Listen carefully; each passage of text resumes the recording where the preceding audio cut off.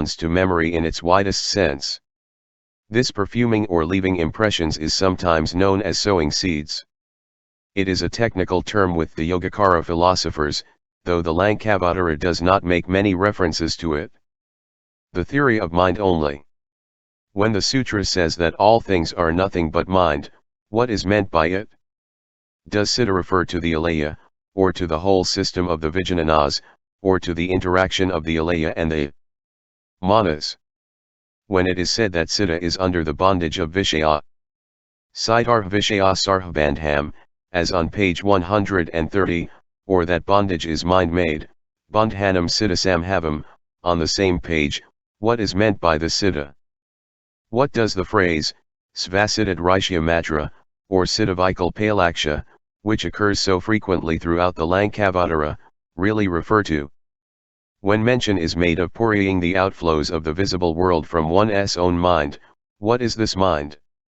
In my view, citta, or mind, refers in some cases to the Alaya alone, in other cases to Manas, or even to the whole system of Vijnanas. When the Sutra says that if there is no revulsion in the Alaya Vijnana called by the name of Tathagata Garbha, there will be no extinction of the 7 functioning Vijnanas 3, or that when the Tathagata Garbha is united with the 7 Vijnanas, from attachment arises dualism. And that when this is thoroughly perceived the error is removed, we realize that the Alaya is the most important conception on which the whole mechanism of the psychic life hangs. Mind only must then mean that there is nothing but the Alaya Vijnana. In fact, the Alaya is a depository of all kinds of karma seeds, good as well as bad.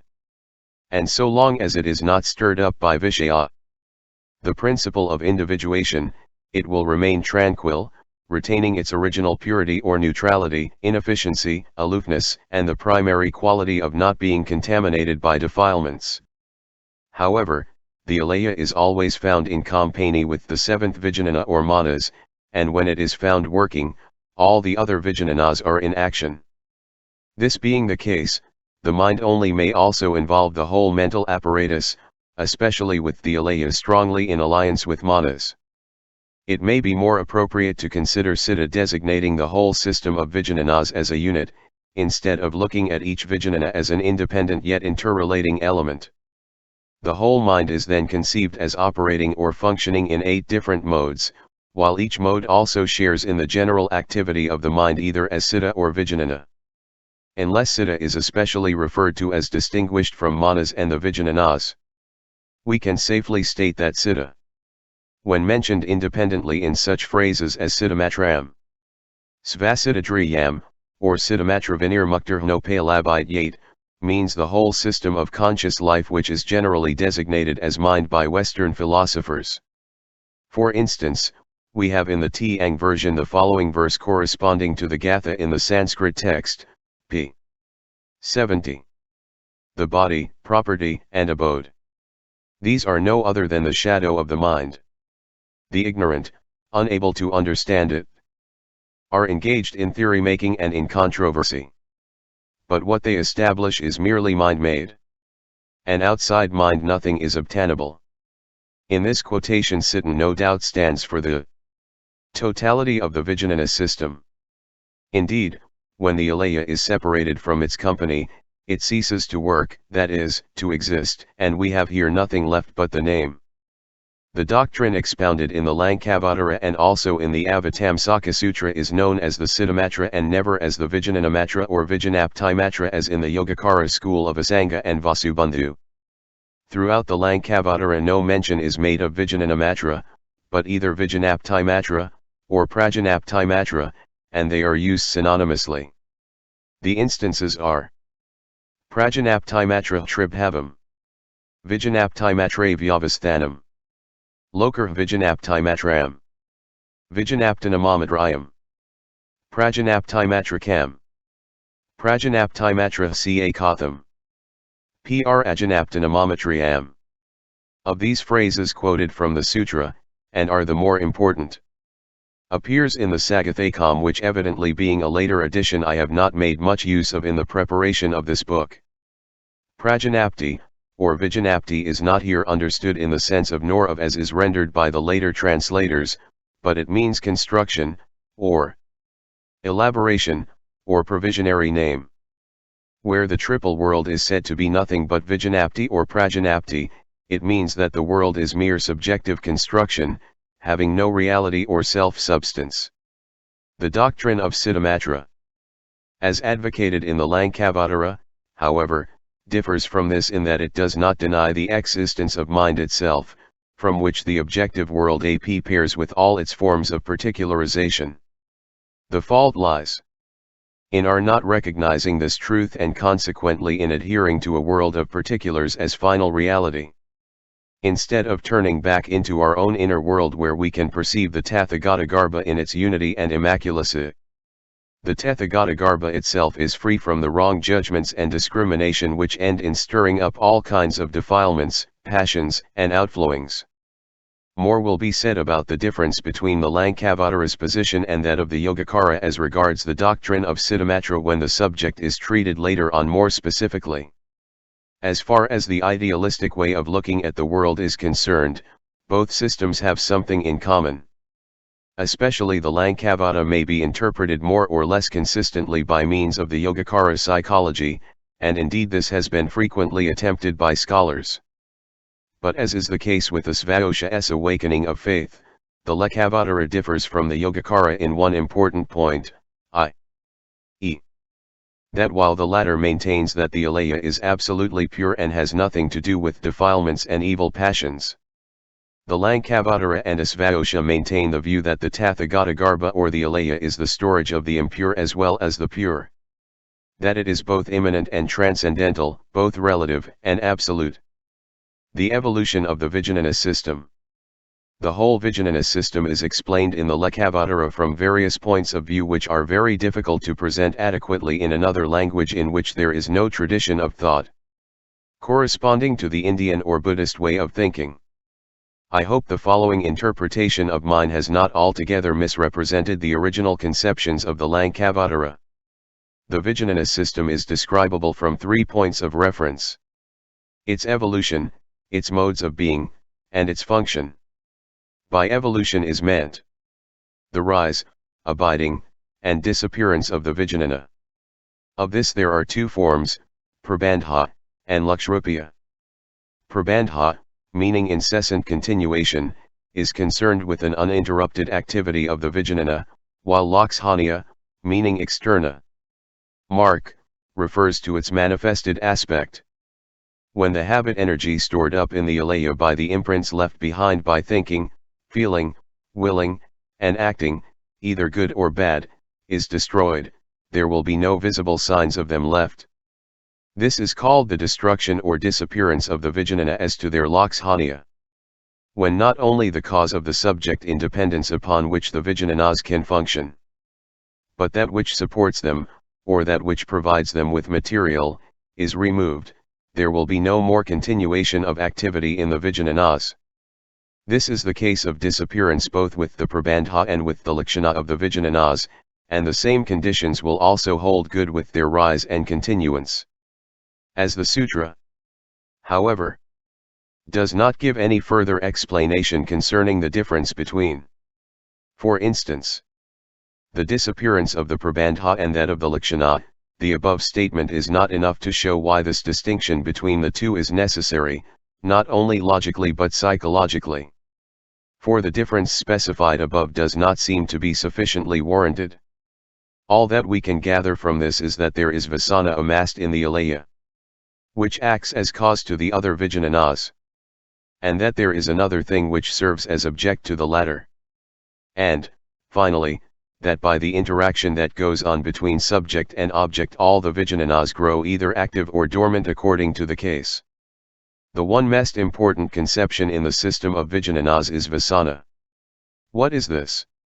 Psychologically, as was stated before, vasana is memory, for it is something left after a deed is done, mental or physical, and it is retained and stored up in the Alaya as a sort of latent energy ready to be set in motion. This memory or habit energy, or habitual perfuming is not necessarily individual. The Alaya being super-individual holds in it not only individual memory but all that has been experienced by sentient beings. When the Sutra says that in the Alaya is found all that has been going on since beginningless time systematically stored up as a kind of seed. This does not refer to individual experiences, but to something general, beyond the individual, making up in a way the background on which all individual psychic activities are reflected. Therefore, the Alaya is originally pure, it is the abode of Tathagatahud, where no defilements of the particularizing intellect and affection can reach. Purity in terms of logic means universality, and defilement or sin means individuation, from which attachments of various forms are derived. In short, the world starts from memory.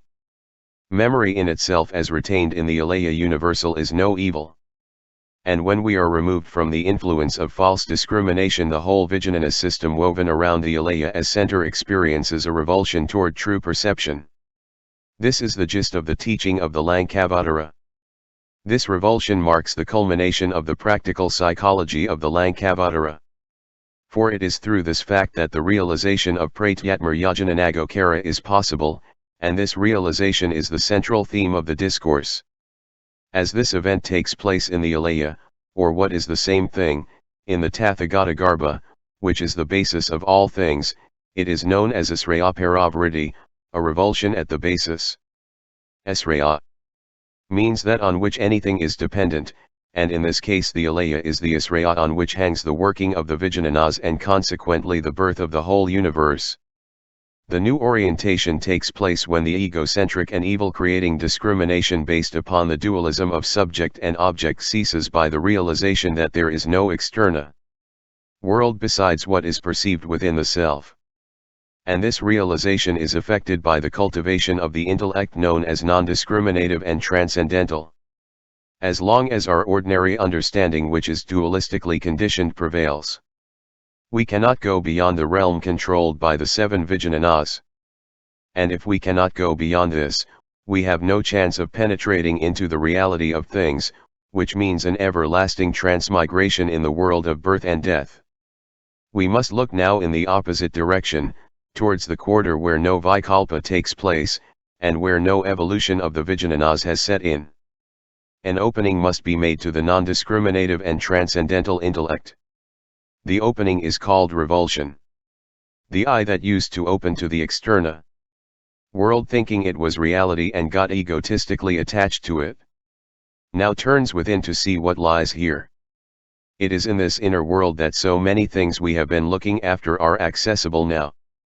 The inner perception, nirvana, tathata, emancipation, prajnaparamita, the cessation of the 7 Vijnanas, etc. This sudden turning is in a sense returning, the Alaya or Tathagata Garbha returns by this to its original purity, happiness, and eternal nature, which is above pravritti and nirvritti. The Alaya has been contaminated by externa impurities amassed by all kinds of philosophising based on the discrimination of subject and object. When the discrimination is in the right direction, it is right, for it points towards the returning. But when it goes astray, as in the case with every one of the ignorant and unenlightened, it stirs up all sorts of trouble, not only intellectually but affectively, the latter being the worst of all troublemakers. As Buddhism, like other Indian systems of thought, puts the first emphasis on intellectual integrity, the right seeing into the situation performs the most important office in the whole program of Buddhist experience. When the intellectual outlook is distorted, the affective and conative disturbances follow, which in turn react upon the essential purity of the Alaya and contaminate it thoroughly. Incorrectness in every form is described by Buddhists in terms of chromatics. Hence the Alaya is dyed upaklishta by external impurities. Klesa is generally translated in Buddhism as tormenting and afflicting, causing vexations of spirit, but here in the Lankavatara it is stated as dust or impurity, as it spoils the immaculate Alaya. And since this dust is not native to the Alaya, it is called agantu, the guest who is uninvited. The 3 modes of the Vijnana. The Vijnanas may be described from their modes of being, that is, from the Lakshajana point of view. There are 3 signs from which their being may be approached. The first is the Vijnana as evolving, the second the Vijnana as producing definite effects, and the third the Vijnana as remaining in its original nature. The Pravarita Vijnana is a collective name for all the particular Vijnanas that evolve out of the Alaya, when they are considered from the point of view of evolution, while the Alaya is the Vijnana or citta that remains undisturbed in its native abode. The Karma-Vijnana describes the Vijnana in its functioning capacity. The Vijnana in itself does not show any signs of becoming. But these three aspects belong to one citta. Thus they are, as the Sutra says, neither different nor not different. The following extract will show us the relation of the Pravariti Vijnana to the other aspects of the Vijnana. As atoms of clay and a lump of clay are neither different nor not different from each other, so are gold and articles of ornament made of it. If, O Mahamedi, a lump of clay is different from its atoms, nothing will be produced out of them, but as something is produced out of them, they are not different. But if they are identical, not different, no distinction is possible between atoms of clay and the lump. Likewise, O Mahamedi, if the evolved Vijnanas are different from the Alaya each in its original nature, the Alaya will not be their primary cause. If they are identical, the disappearance of the Vijnanas will be the disappearance of the Alaya, but there is no disappearance of their original nature. Thus, O Mahamedi, there is no disappearance of the original nature of the Vijnanas, but only the disappearance of the karma aspect of the Vijnanas. If, however, their own original nature should disappear, the Alaya itself would disappear. With the disappearance of the Alaya, the distinction will cease to exist between the Buddhist doctrine and nihilism of some philosophers. According to the latter, when the comprehension of an external world ceases, the Vijnanas cease to continue, their uninterrupted activity since beginningless time will be broken. O Mahamedi, the philosophers may explain an uninterrupted evolution of the Vijnanas by a cause, and deny that the evolution is produced by the united action of the eye sense with form and light. They assume another cause. The cause is pradhana, purusha, isvara, time, or atom. Having thus roughly illustrated the relation of the Alaya Vijnana to its evolute Vijnanas, the sutra after a while returns to the question of the actual stirring up of the sense Vijnanas, which are uninterruptedly set in motion like waves in the ocean of Alaya. This being what constitutes the contents of the Dharmakaya. The following quotation gives a glimpse into the working of the Vijnanas and the rise of the Manovijnana, though it is difficult to understand it clearly in details. O Mahamedi, the eye sense is awakened by four causes. What are the four? Being attached to the visible world, not knowing that it is mind-made. The tenaciously clinging to forms due to the habit energy of unwarranted speculations and erroneous views from beginningless time. The self-nature of the Vijnana itself. And an eager desire for the multitudinousness of forms and appearances. O Mahamedi, owing to these four causes, the waves of the evolving Vijnanas are set in motion in the Alaya, which flows like the waters in the midst of the ocean. O Mahamedi, as with the eye sense, so with the other senses, the perception of the objective world takes place simultaneously and regularly, i.e., constantly in all the sense organs, atoms, and pores. It is like the mirror reflecting images, and, O Mahamedi, like the wind-tossed ocean, the ocean of mind is disturbed by the wind of objectivity, and the Vijnana waves rage without ceasing. The cause and the manifestation of its action are not separated the one from the other. And on account of the karma aspect of the Vijnana being closely united with the original aspect, the self-nature of form or an objective world, rupasvabhava, is not accurately ascertained, and, O Mahamedi, thus evolves the system of the five Vijnanas. When together, O Mahamedi, with these five Vijnanas, the objective world is regarded as the reason of the differentiation and appearances are definitely prescribed, we have the Manovijnana. Caused by this is the birth of the body or system of the Vijnanas, Pafikavijnanakaya. They do not, however, reflect thus. We, mutually dependent, come to get attached to the visible world which grows out of one's own mind and is discriminated by it. They i.e., the Vijnanas and Manovijnana arise simultaneously, mutually conditioning, and not broken up, but each taking in its own field of representations. The way the Alaya Vijnana works in our system of Vijnanas is extremely subtle. And it is the privilege of the highly trained mind of the Bodhisattva only that can fully grasp the inner significance of the Alaya. Those who train themselves in tranquilization are not always conscious of the subtlety of the working of their habit energy. And they imagine that they enter into a perfect state of tranquilization by annihilating all the Vijnanas. But the fact is, they have not annihilated the Vijnanas, though they may be in a state of tranquilization, for their seeds of habit energy are not fully destroyed. What they have destroyed is simply the habit of grasping and discriminating the objective world of particulars.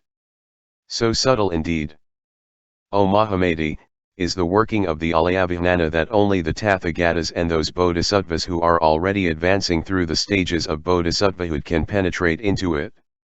It is beyond the powers of the samadhi and prajna acquired by Sravakas, Pratyekabuddhas, and philosophers.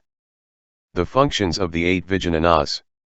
From the functional point of view, there are 8 Vijnanas: Alaya, Manas, Manovijnana, and the 5 sense Vijnanas, but they may be grouped under 2 headings, Khyati Vijnanas and Vastu Prativikalpa Vijnana. Khyati